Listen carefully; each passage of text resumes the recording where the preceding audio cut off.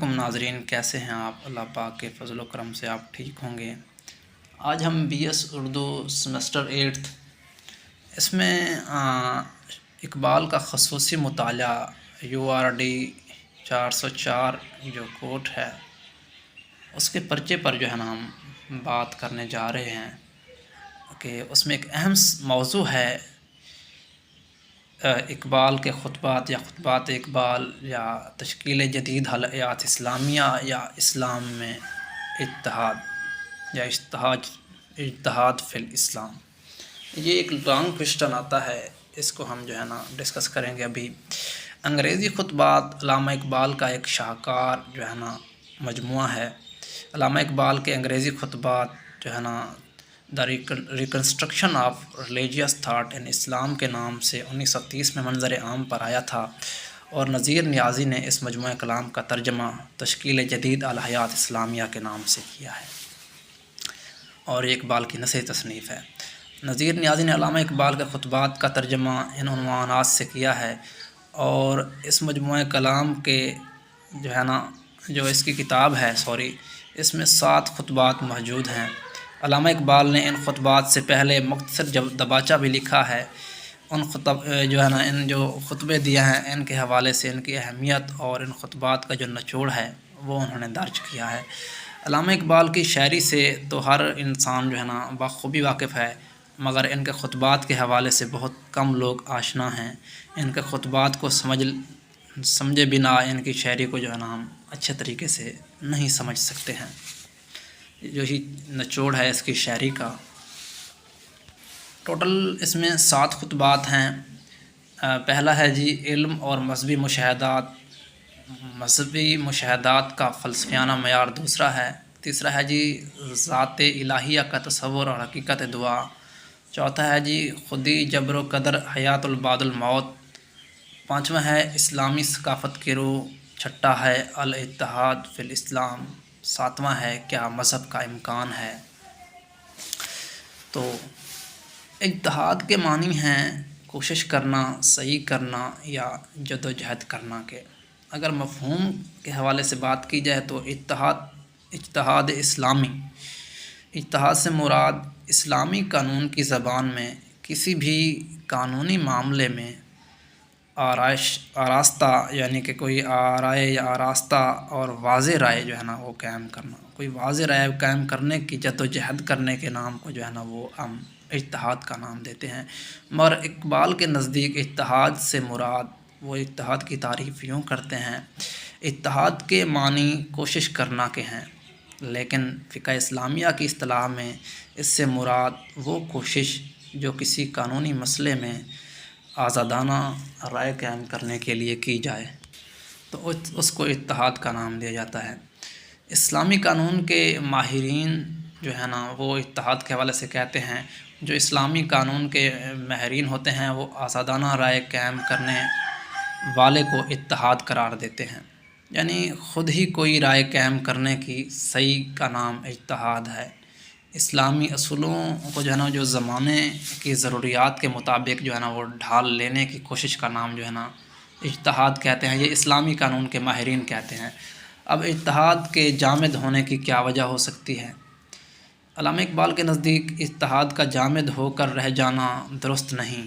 علامہ اقبال کے نزدیک اتحاد کے جامد ہونے کی سب سے بڑی وجہ اقلیت پسندی، آزاد خیال یا آزاد خیالی بے راہ روی پیدا کر رہی ہے۔ یہ سب چیزیں اتحاد کے جو ماخذ ہیں، اتحاد کے ماخذ کے بارے میں علامہ اقبال نے خود ذکر کیا ہے کہ وہ قرآن، حدیث، اجماع اور قیاس ہیں۔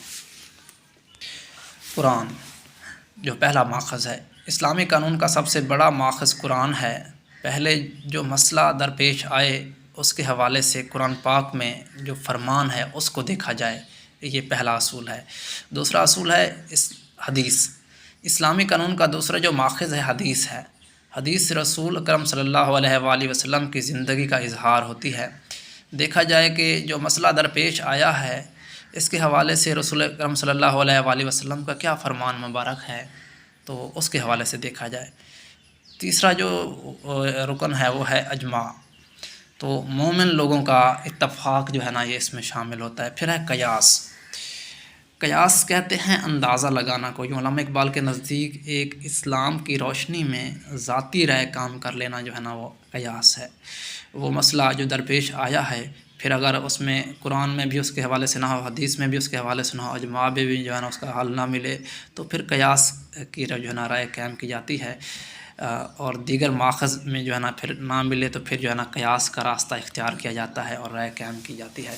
اتحاد کی ضرورت کیوں درپیش آئی، یہ ایک ہی سوال میں سارا کچھ آپ نے لکھنا ہے جو میں بتا رہا ہوں۔ جو لانگ سوال ہوگا تو تمام چیزیں اس میں آ جائیں گی۔ سوال چاہے جو بھی ہے، اتحاد کے ماخذ کیا ہیں، اتحاد کی ضرورت کیا ہے، اس کی اہمیت کیا ہے یا اس کی شرائط کیا ہے، تو آپ نے سب چیزیں لکھنی ہیں اس میں۔ اتحاد کی ضرورت۔ پاک و ہند میں اتحاد کے حوالے سے خیالات و آراء میں ایک کشمکش پائی جاتی ہے، مگر کوئی بھی ایسا مرد مجاہد نہ تھا جو اتحاد کے حوالے سے دلائل کو پیش کر سکے اور یہ بھی بتا سکے کہ اتحاد کی ضرورت کیا ہے اور اتحاد کی اہمیت کیا ہے اور طریقہ کار کیا ہے۔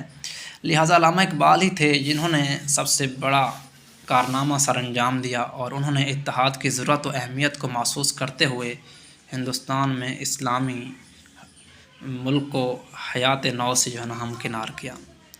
علامہ اقبال کے نزدیک مسلمانوں کے لیے جو اصل زوال کا سبب ہے وہ مغرب کے جدید اثرات اور سماجی انتشار ہی وجہ ہے۔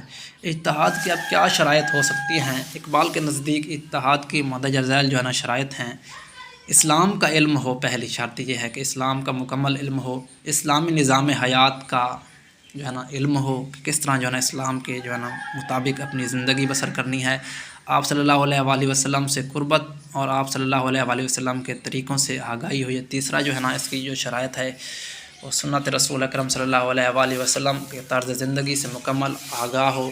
جو شخص ذاتی رائے قائم کرنے والا ہو، اسلامی اصولوں کی روشنی میں وہ ذاتی رائے قائم کرے، قابل اعتماد اور بلند سیرت ہو۔ یہ اتحاد کا جو فیصلہ کرنے والا ہو، جو شخص ہو، اس کے اندر یہ شرائط کا ہونا لازمی ہے۔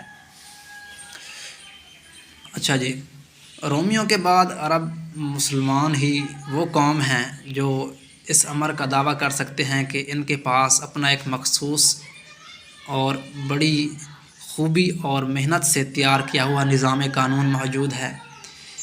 ہند حکومت جو ہے نا دین کا کوئی جو ہے نا کہاں سے سیکھے، نہ کہیں لذت، نہ کہیں کردار، نہ کہیں افکار جو ہے نا۔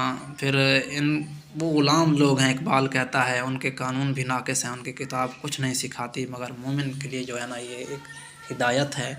تو اسلام میں اتحاد کے حوالے سے جو باتیں اہم تھیں یا ضرورت تھی یا اہمیت تھی یا شرائط تھی یا کون کون سے ذرائع ہیں، وہ تمام کے تمام میں نے آپ سے جو ہے نا ڈسکس کیے۔ آپ کو اگر کوئی اس والے سے سوال ہو تو ضرور بتائیے گا۔ تب تک کے لیے اللہ حافظ۔